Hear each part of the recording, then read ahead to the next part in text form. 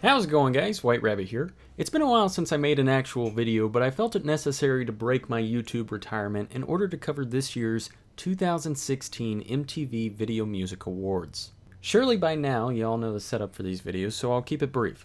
Hollywood and the entire mainstream entertainment industry is owned and controlled by a nefarious group of people who desire totalitarian rule on a global scale.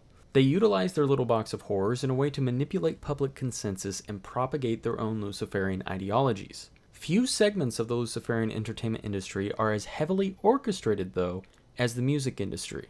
The mainstream artists you see releasing mega hit after mega hit are hand-selected individuals often bred for the music business who would do anything for fame and fortune. In the end, these celebrity musicians are people who have sold their souls in exchange for worldly desires.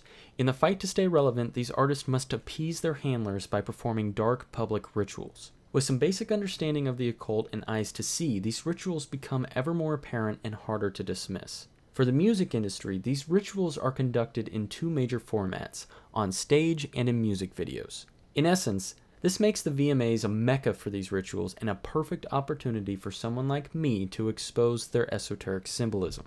This year's VMAs featured performances by Britney Spears, Rihanna, ARIANA Grande, and others.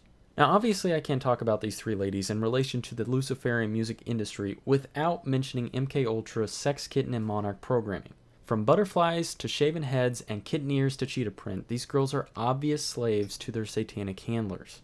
Think about it, people. In 2001, Britney Spears took the VMA stage to perform her hit song, I'm a Slave for You.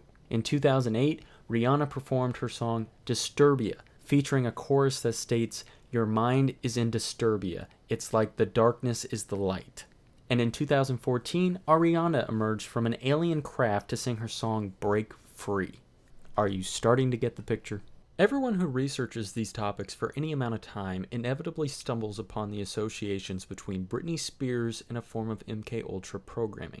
Though symbolism in her videos is far more common today than it was at her prime, it's easy to connect the Luciferian dots between her childhood and mainstream success. And as was to be expected in her performance during this year's VMAs, Britney's performance showcased yet more signs that she is a slave to the entertainment industry. Relatively new to the music biz, Ariana Grande has skyrocketed to the top of Hollywood's A-list for obvious reasons.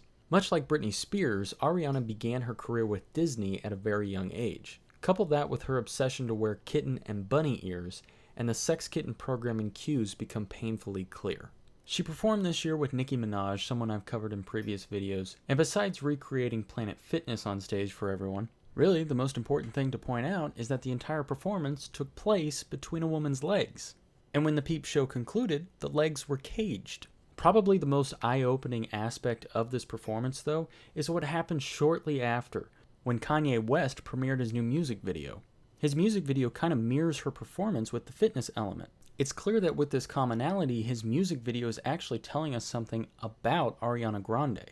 And surprise, surprise, it's more sex kitten programming symbolism. There's a vulgar sex scene followed by the girl actually becoming a cat hybrid standing before a flock of sheep. If you just think that's a coincidence, you are oblivious. When it comes to Rihanna, there's actually so much ritualistic symbolism depicted in her various music videos that it's difficult to even know where to begin. It would honestly take hours to decipher it all in one video. So I think for her, I'll just point out one thing to get you thinking. You may have noticed in a couple of her videos, Rihanna has been portrayed sitting in a bathtub. This is a common symbol used in the satanic entertainment industry to illustrate an occult baptism. Why do you think the same symbolism is used for the witch in Suicide Squad? Personally, I think that's a pretty fair comparison. Rihanna actually performed a few times during this year's VMAs, but the performance that really kind of stuck out to me was the one where she was dancing and singing on a stage with a lightning bolt in the middle of it, wearing both a crucifix and an Egyptian ankh. In other words, she was performing on a stage illuminated by the light of Lucifer, and prominently displaying on her chest Babylonian gods being superior to Jesus Christ. And with that, all I have to say is, people, please, wake up. Thank you guys so much for taking the time to watch this video. If you haven't already, please like and subscribe. Make sure you check out some of my previous videos, and God bless.